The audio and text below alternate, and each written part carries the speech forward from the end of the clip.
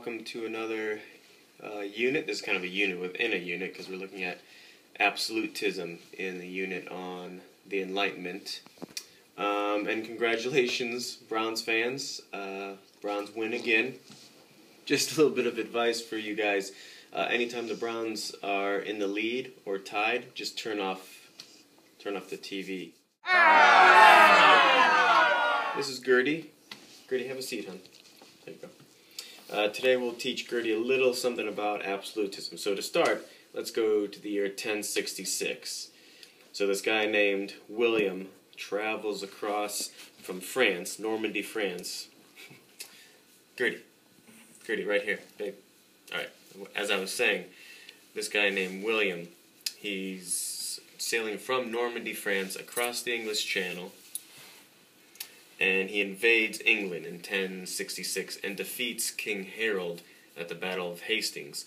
This has huge ramifications, a huge impact on the history of England, not to mention the history of the English language, because now you have an English language, or the English language, which is a Germanic language, mixing with... Gertie, where are you going? You have a Germanic language mixing with French, and that's why you get such a strange language called English. Good way to think of this, the French then become the upper class, and the English then become kind of the working class. And so that's why you have something like this, like the word house. This is the English word house. In German, lost my audience. In German, the word house is, anybody know?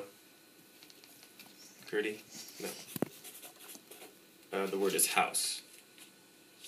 In French, maison, like mansion, like the wealthy people. The French lived in the big houses. The everyday people, working class folk. In fact, folk is a German word. Folk live in the house. So you have more on that later. Anyway, what other impact does this have other than on language? Well, William the Conqueror, now King of England, begins to centralize power around himself and brings in the surrounding parts of England under his command. That would be in terms of the judiciary. He centralizes the courts, he centralizes the military, he centralizes the financing, the economy, so that he becomes the power. Okay, this is a step in the direction of what we call absolutism, where the king or the queen is the absolute ruler and controls all aspects of society.